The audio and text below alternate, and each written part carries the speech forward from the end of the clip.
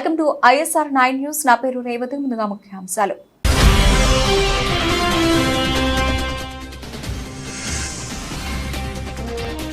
భాగ్యలక్ష్మి అమ్మవారిని దర్శించుకున్న కేంద్ర మంత్రి కిషన్ రెడ్డి. మోదీ మూడోసారి ప్రధాని అవుతారని ధీమా.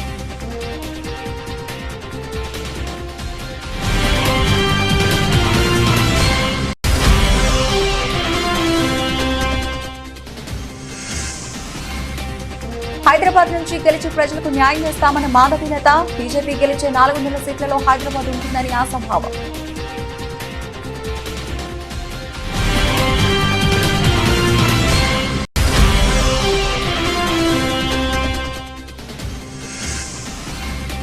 సినీ నటి హేమకు 14 రోజుల judicial custody. JMFC court judge ఎదుట హాజరుపరిచిన సిసిబి.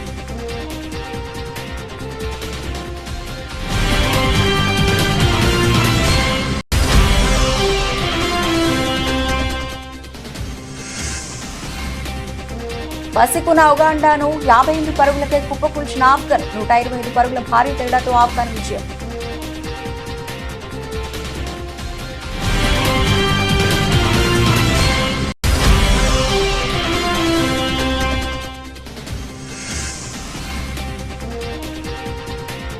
ఫలితాల ఎఫెక్ట్. నష్టాల్లో స్టాక్ మార్కెట్లు. 2000 పాయింట్లు క్షీణించిన సెన్సెక్స్.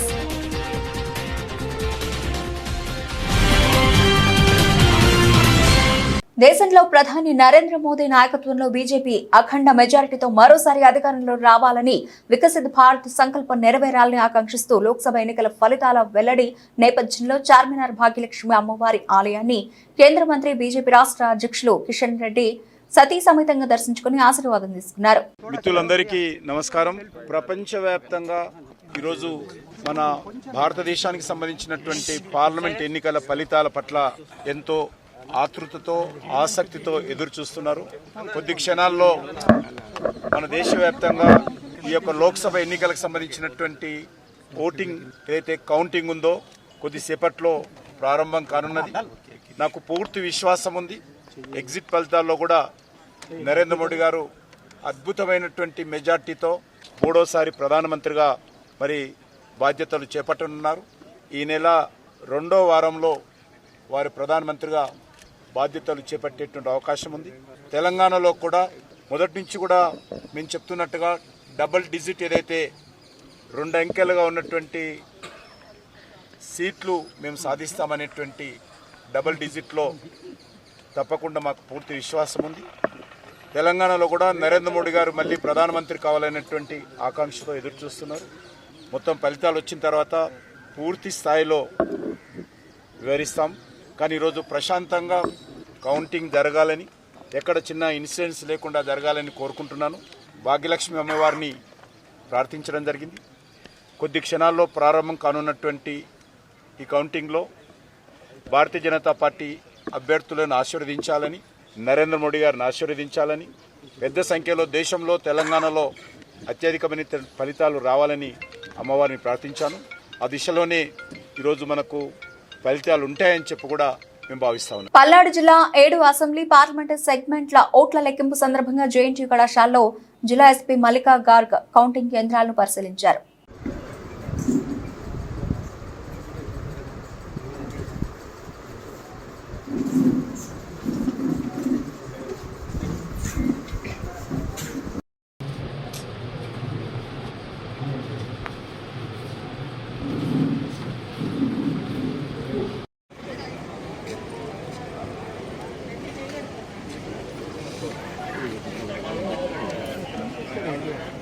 తాను ఫలితాల కోసం ఎంతో ఉత్కంఠగా ఎదురు చూస్తున్నానని, దేశమంతా హైదరాబాద్ లోక్సభ స్థానం వైపు చూస్తోందని బీజేపీ అభ్యర్థి మాధవీలత అన్నారు. హైదరాబాద్ స్థానంలో గెలిచి ఇక్కడి ప్రజలకు న్యాయం చేస్తామన్నారు.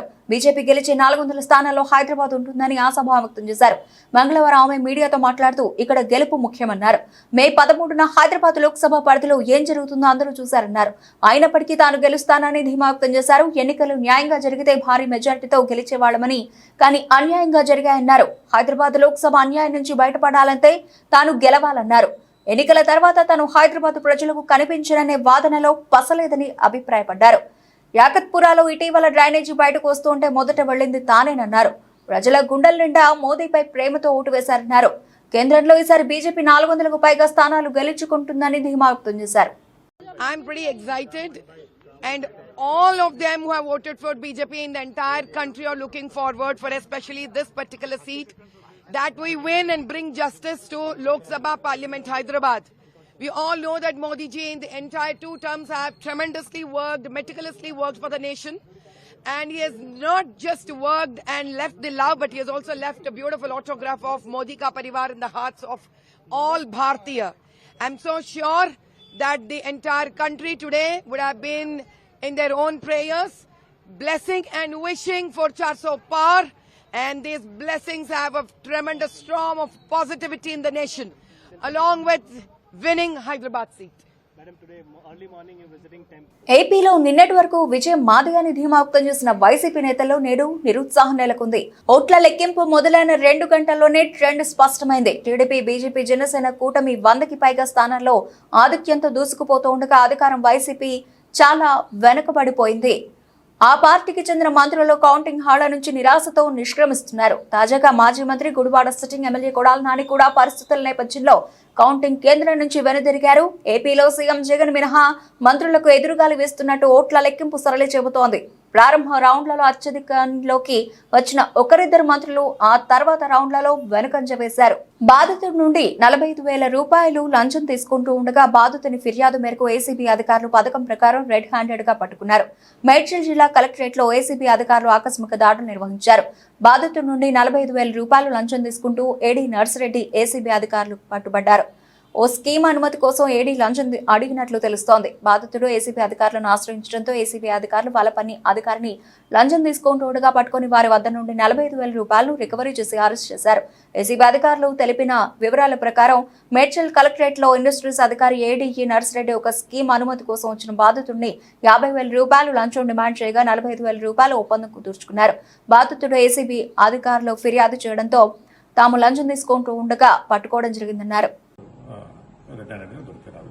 సార్ అమౌంట్ ఎంతమంది అతను తీసుకుంది మాత్రం 45,000 అండి. ఇంకా మిగతాది మేము ఎంక్వైరీ చేస్తాము. అతనికి ఒకరికి ఇందులో సంబంధం ఉందా, ఇంకా వేరే వాళ్ళకి ఎవరికైనా సంబంధం ఉందా అన్న విధంగా కూడా మేము విచారణ చేపడుతున్నామండి. టిప్పర్ కొనుగోలు అయిన తర్వాత రిజిస్ట్రేషన్ అంతా ప్రాసెస్ అయిన తర్వాతనే ఇది అప్లై చేయాలన్నమాట దానిలో రూల్. సో ఇది ఆల్రెడీ రీసెంట్ గానే పర్చేజ్ చేసినారు. వాళ్ళు పర్చేజ్ చేసి రిజిస్ట్రేషన్ అంతా చేసుకున్నారు. రిక్వైర్డ్ డాక్యుమెంట్స్ అవన్నీ కూడా ఎన్క్లోజ్ చేస్తూ వీళ్ళు అప్లై చేస్తారు. యాక్చువల్గా 50,000 అడిగాడు. రిక్వెస్ట్ చేస్తే 45,000కి రెడ్యూస్ చేశాడు అమౌంట్. ఆంధ్రప్రదేశ్లో దాదాపు కూటమి విజయం ఖరారు కావడంతో తూర్పుగోదావరి జిల్లా గోకవరం మండలం గోకవరం గ్రామంలో తెలుగుదేశం, జనసేన, బీజేపీ నాయకులు సంబరాల్లో మునిగి తేలుతున్నారు. ఎన్నికల కోడ్ నిబంధనలు పాటిస్తూ శబ్దాలు లేని పసుపు రంగు వెలువడే చుచ్చుబుట్లను వెలిగించి కూటమికి అనుకూలంగా నినాదాలు చేశారు. సాయంత్రానికి శాంతియుత ర్యాలీకి కూటమి నేతలు సన్నాహకాలు చేసుకుంటున్నారు.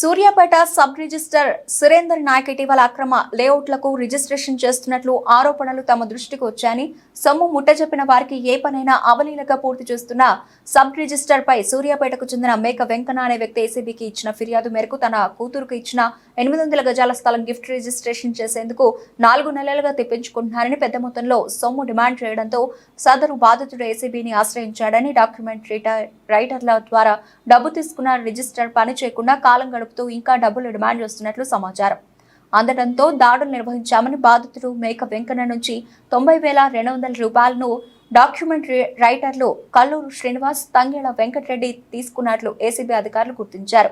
ఈ మేరకు రిజిస్టర్ కార్యాలయంలో ఆకస్మిక తనిఖీలు చేపట్టిన అధికారులు A1 బానోతు సురేందర్ నాయక్, డాక్యుమెంట్ రైటర్లు A2 కల్లూరు శ్రీనివాస్, A3 తంగేళ్ల వెంకటరెడ్డిని అదుపులోకి తీసుకున్నామన్నారు. గజానికి 100 చొప్పున దాదాపు 1,00,000 రూపాయల పైన అయితేనే డబ్బులు ఇస్తానే లంచం ఇస్తానే వర్క్ చేస్తూ రిజిస్ట్రేషన్ చేస్తామని చెప్పడం జరిగింది. ఇప్పుడు అట్లా లంచం ఇవ్వడం ఆ కంప్లైంట్కి ఇష్టం లేకుండా మా దగ్గర అప్రోచ్ అయినప్పుడు మేము డీటెయిల్ ఎంక్వైరీ చేశాము. ఎంక్వైరీలో ఇప్పుడు ఆల్రెడీ మీకు చెప్పినట్టు 2 సార్లు ఏసీపీ ట్రాప్ అయ్యాడు.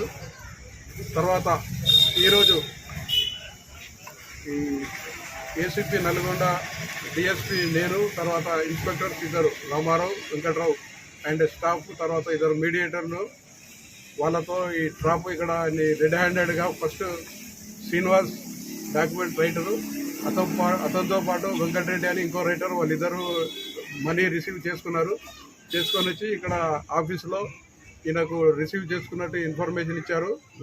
ఇచ్చిన తర్వాత ఈ ముగ్గురిని ఈరోజు రెడ్ హ్యాండెడ్గా పట్టుకొని కస్టడీలో తీసుకున్నాము. తర్వాత ఫర్దర్ ఇన్వెస్టిగేషన్తో రిమాండ్ పంపిస్తాము.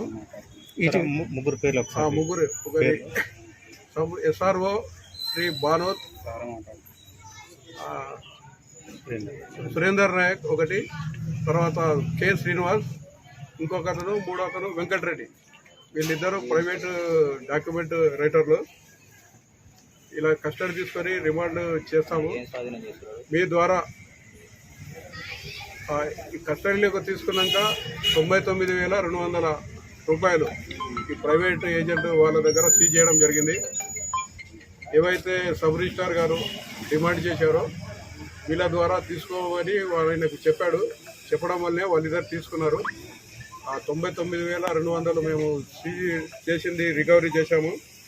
తర్వాత మీ ద్వారా అందరికీ పబ్లిక్ తెలియజేసేది ఏమంటే, ఎవరైనా గవర్నమెంట్ సర్వెంట్ తను చేయాల్సిన లీగల్ డ్యూటీ చేయకుండా పని చేయడానికి డబ్బులు లంచము డిమాండ్ చేస్తే టోల్ ఫ్రీ నంబర్ ఏసీబీది 1064 ఆ నంబర్కి కాల్ చేయండి. వాళ్ళ వివరాలు గోప్యంగా ఉంచి ఎంక్వైరీ చేసి అది కరెక్ట్ అయితే వాళ్ళ మీద యాక్షన్ తీసుకోవడం జరుగుతుంది. ఆఫీస్లోనే సార్, బయట సీజర్ అమౌంట్ డాక్యుమెంట్ రైటర్స్ ద్వారా వాళ్ళని తీసుకోమని చెప్పాడు. ఎందుకంటే ఆల్రెడీ 2 సార్లు డ్రాప్ అయ్యాడు కాబట్టి ఆయన వీళ్ళ ద్వారా తీసుకోవడానికి ట్రై చేశాడు. వాళ్ళ దగ్గర రికవరీ చేశాం. వాళ్ళ ఆఫీస్ డాక్యుమెంట్ రైటర్ ఆఫీస్ ఇక్కడే పక్కన ఉంది. అందులో సార్వత్రిక ఎన్నికల నేపథ్యంలో కౌంటింగ్ పూర్తి స్థాయిలో సన్నద్ధం అవడం జరిగిందని, పోస్టల్ బ్యాలెట్ లెక్కింపు పూర్తయిన తర్వాత ఈవీఎం ఓట్లతో కలిసి తుది ఫలితాలను ప్రకటించనున్నట్లు కలెక్టర్, జిల్లా ఎన్నికల అధికారి డాక్టర్ కె మాధవలత పేర్కొన్నారు. స్థానిక మీడియా సెంటర్ వద్ద కౌంటింగ్ ఏర్పాట్లపై పాత్రికేయులతో మాట్లాడుతూ పోస్టల్ బ్యాలెట్ లెక్కింపు తొలుత ప్రారంభించి అనంతరం ఈవీఎం యూనిట్స్ లో పోలైన ఓట్లు లెక్కించనున్నట్లు తెలియజేశారు. జిల్లాలో అతి తక్కువ పోలింగ్ కేంద్రాలు ఉన్న కోవూరులో మొత్తం 13 మంది అభ్యర్థులు పోటీలో ఉన్నారని, ఇక్కడ 13 రౌండ్స్ ఉన్నట్లు తెలిపారు.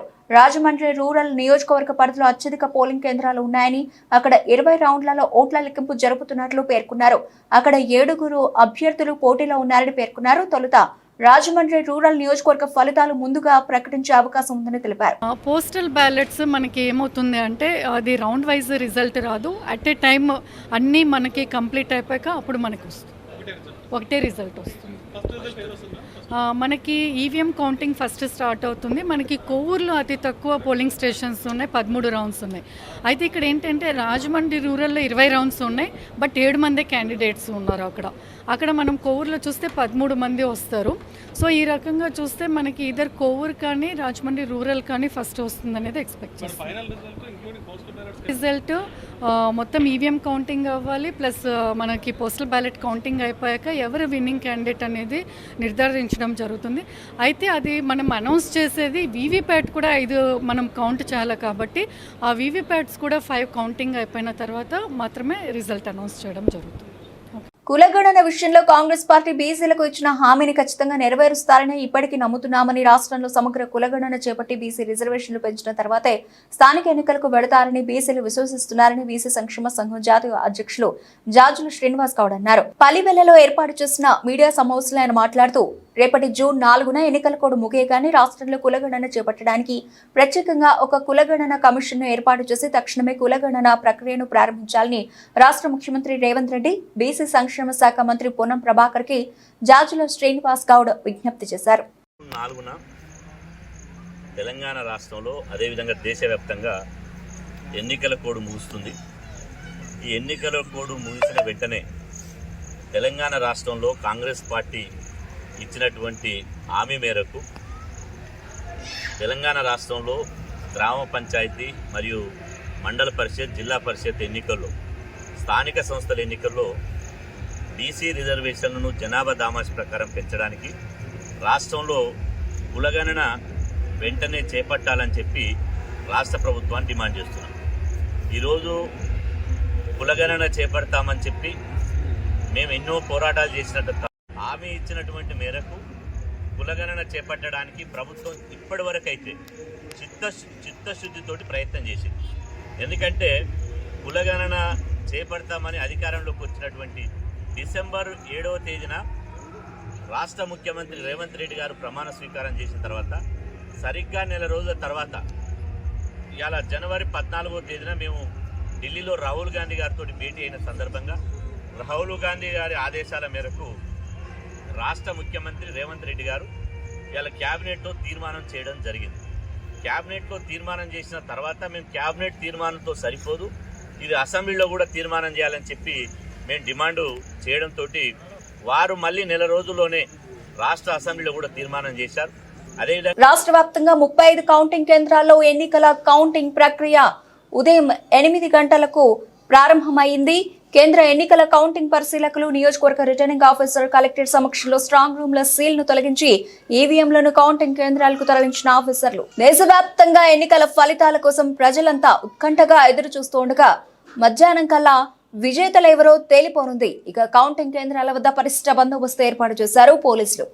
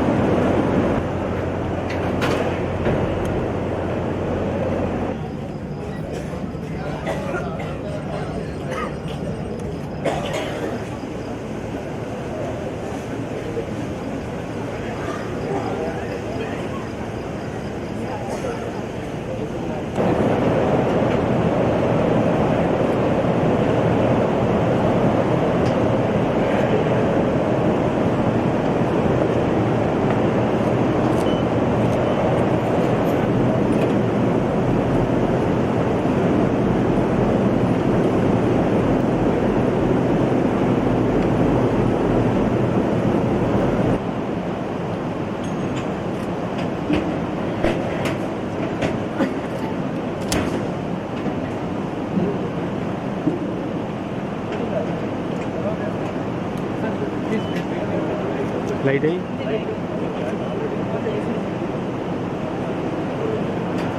గుంటూరు నగరంలోని ఎన్నికల కౌంటింగ్ ఉన్న ఎడల గుంటూరు నగరంలో 144 సెక్షన్ విధించారు. ఎటువంటి పరిస్థితుల్లో కూడా అవాంఛనీయ సంఘటనలు చోటు చేసుకోకుండా పోలీసు వారు గుంటూరు నగర ప్రజలను హెచ్చరించారు. అయినా కానీ లెక్క చేయని బార్ అండ్ రెస్టారెంట్ యజమానులు సాయంత్రం 6 గంటలు కూడా బార్లు సీజ్ చేయండి, బహిరంగంగా మద్యం అమ్ముతున్నారు. తెలంగాణ సాయుధ రైతాంగ పోరాట యోధుడు కామ్రేడ్ రావి నారాయణ రెడ్డి 118వ జయంతి సందర్భంగా ఆయన విగ్రహానికి సిపిఐ నేతలు నివాళులర్పించారు.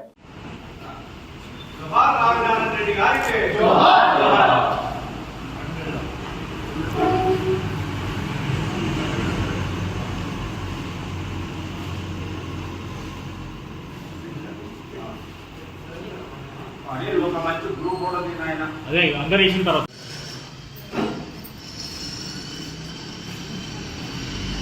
రావి నారాయణ గారి 117వ జయంతి సందర్భంగా భారత కమ్యూనిస్ట్ పార్టీ తరఫున ఒక విప్లవాలను తెలియజేస్తాము. రావినారాయణ గారి మాట కేవలం తెలంగాణ నల్గొండ కాకుండా దేశవ్యాప్తంగా పార్లమెంటు ప్రారంభమని రావినారాయణ గారి పేరు ప్రస్తావిస్తుంది. ఈ నారాయణ డిప్యూటీ కన్నా ఎక్కువ వచ్చింది రావినారాయణ డిప్యూటీ స్వయంగా ముందు పదంటే నేను కావాల్సిన చెప్పండి. అలాంటి ప్రాముఖ్యత తీసుకోవాల్సిన తెలంగాణ విడిపోయింది. మనం మొదటి కూడా అందరూ విడిపోలేదు, రాష్ట్రం విడిపోయినట్టు. రాష్ట్రం విడిపోయినప్పుడు దీని గురించి సంస్కృతి అవసరం. నిన్న 10 సంవత్సరాల ఉత్సవాన్ని కొత్త గవర్నమెంట్ చేస్తుంది, సంతోషం. అయితే రావి నారాయణ రెడ్డి లాంటి వాళ్ళ చరిత్రని ప్రస్తావించకపోవడం అనేది చాలా బాధ. రెండవది ఏంటంటే ఇప్పుడు దాకా పరిష్కారం కాదు తెలంగాణ పోరాటాన్ని అధికార రీత్యా రాష్ట్ర ప్రభుత్వం నిర్వహించాలని చూసి మొదటి కోరుతాము. రావిరెడ్డి గారి 117వ జయంతి ఉత్సవాల సందర్భంగా ఇప్పుడే మనం వారికి నివాళులు అర్పించాం. ప్రధానంగా రామినారెడ్డి గారు ఒక వ్యక్తి కాదు, ఒక శక్తి, ఒక సంస్థ. ఆయన భూస్వామ్య కుటుంబంలో పుట్టి అన్ని రకాల అనుభవించడానికి అవకాశం ఉన్న ఆనాడు ఉన్నటువంటి రాజకీయ వ్యవస్థని బద్దలు కొట్టేందుకు ప్రజల పక్షంగా నిలబడ్డాను. అందులో వెట్టి చాకరీ రద్దు కొరకు, అలాగే బానిసంఖ్యలను బద్దలు కొట్టేందుకు ఆయన ఈ విరామాలు పూర్తి చేశారు.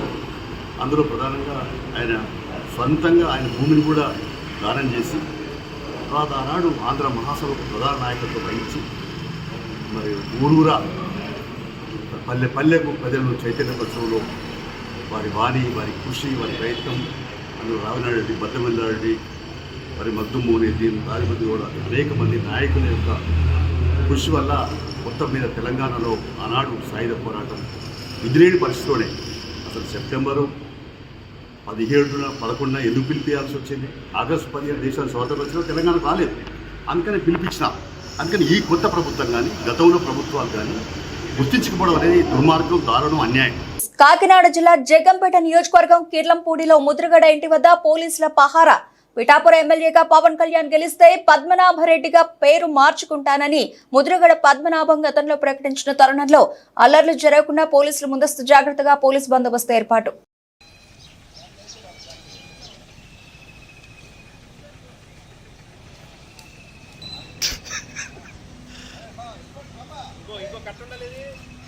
సూర్యాపేట ఎస్ఆర్ఓ కార్యాలయంపై ఏసీబీ దాడులు, దస్తావేజు రైటర్లు, షాపులు మూసివేత వివరాలు తెలియాల్సి ఉంది.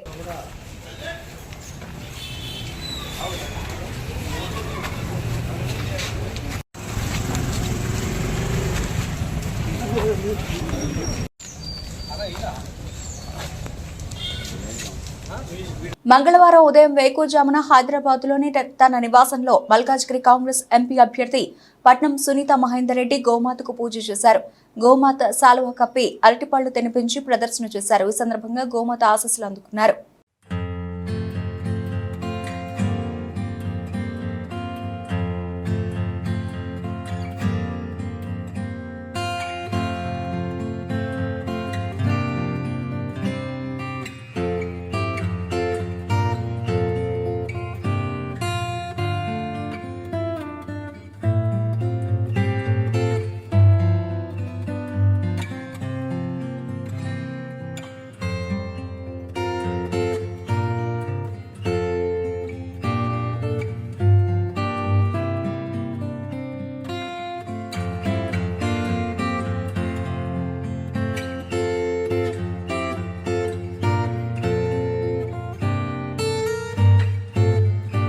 ఢిల్లీలో తాజ్మహల్ ఎక్స్ప్రెస్ లో మంటలు చెలరేగాయి. సరితా విహార్ స్టేషన్ దగ్గర రైల్లో పెద్ద ఎత్తున మంటలు చెలరేగాయి.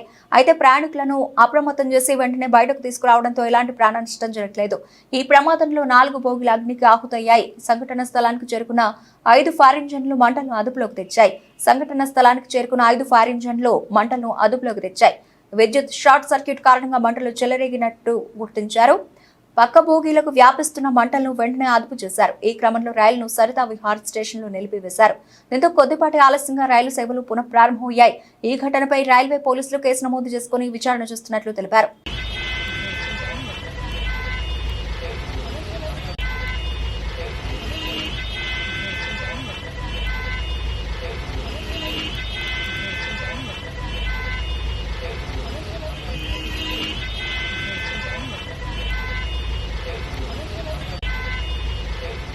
లోక్సభ ఫలితాలు వెలువడుతున్న వేళ స్టాక్ మార్కెట్లు భారీగా పతనమయ్యాయి. సెన్సెక్స్ 30 సూచీలోని షేర్లన్నీ నష్టాల్లోనే కొనసాగుతున్నాయి.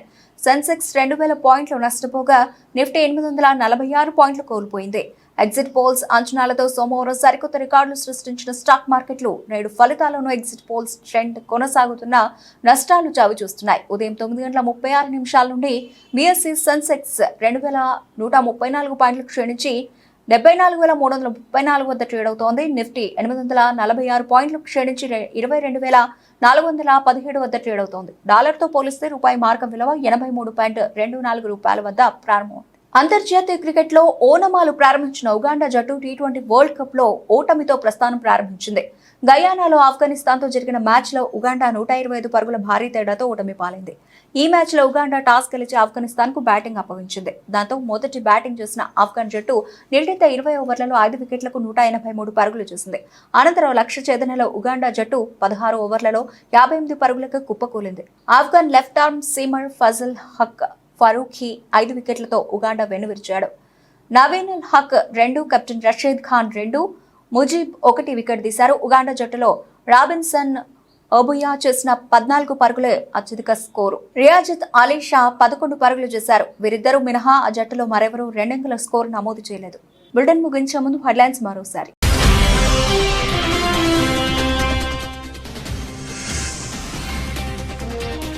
భాగ్యలక్ష్మి అమ్మవారిని దర్శించుకున్న కేంద్ర మంత్రి కిషన్ రెడ్డి. మోదీ మూడోసారి ప్రధాని అవుతారని ధీమా.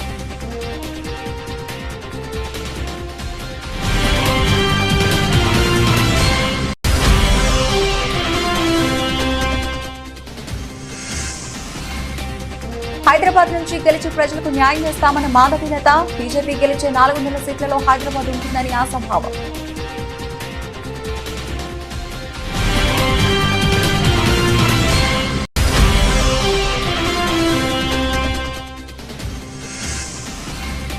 సినీ నటి హేమకు 14 రోజుల judicial custody. JMFC court judge ఎదుట హాజరుపరిచిన సిసిబి.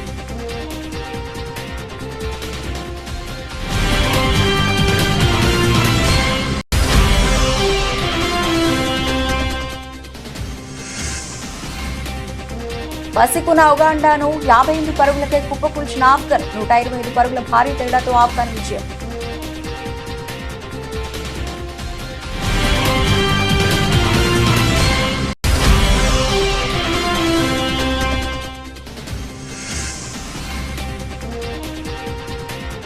ఫలితాల ఎఫెక్ట్. నష్టాల్లో స్టాక్ మార్కెట్లు. 2000 పాయింట్లు క్షీణించిన సెన్సెక్స్.